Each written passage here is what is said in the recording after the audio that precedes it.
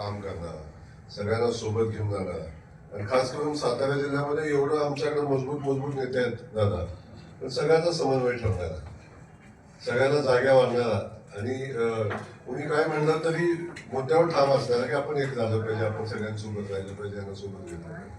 हे खूप चांगलं नेतृत्व आज या निवडणुकीसाठी आहे.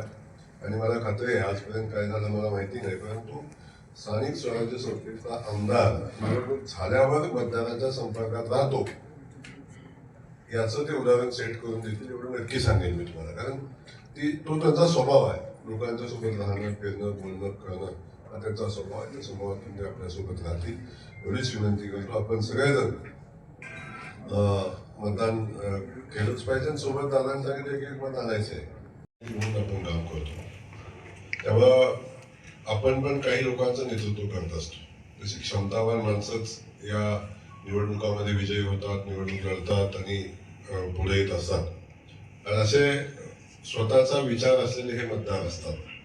त्यामुळं आपल्या सगळ्यांचं या ठिकाणी स्वागत करत असताना राज्याचे मुख्यमंत्री आदरणीय देवेंद्र फडणवीस साहेबांच्या मनापासून या ठिकाणी धन्यवाद व्यक्त करत असताना महायुतीचे उमेदवार म्हणून आदरणीय एकनाथ शिंदे साहेब असतील आणि आदरणीय सुनेत्रा वहिनी असतील आणि आपण सगळे मिळून महायुतीचे उमेदवार म्हणून आज धैर्यशील दादा आपल्यासमोर उमेदवार म्हणून उभे आहेत.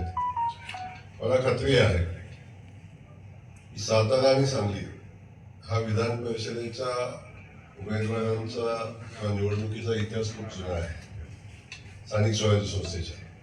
तसा जिल्हा आता वेगळा झाला म्हणून, म्हणजे पूर्वीचा जिल्हा एकच होता, सातारा सांगली हा सगळा एक जिल्हा होता. आता काळानुरूप परिस्थितीनुसार खूप मोठा भाग होता म्हणून दोन भाग झाले आणि काम करतो. माहिती म्हणून काम करत असताना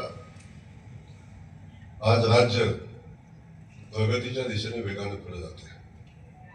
एक विकसित राज्य म्हणून महाराष्ट्र ताकदीनं देशामध्ये पुढे येते.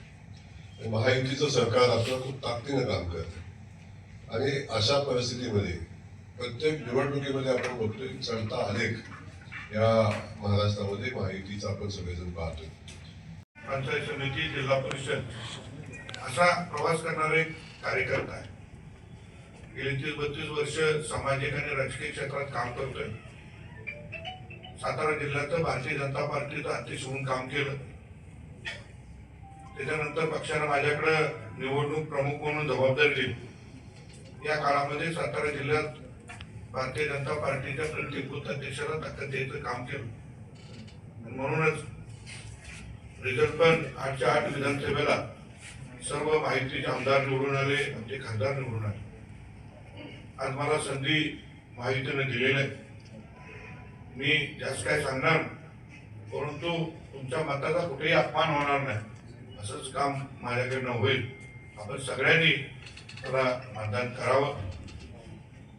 मागले आमदार किती आपल्याकडे येत होते जात होते मला माहिती, परंतु ज्यांनी मतदान रूपी आशीर्वाद मला दिलेला त्यांच्या मताचा आदर राखत प्रत्येकाकडे येणाऱ्या 5-6 वर्षामध्ये येणं जाणं आणि त्यांच्या विकासात्मक बाबीची या ठिकाणी जाणीव ठेवणं हे माझं कर्तव्य आहे.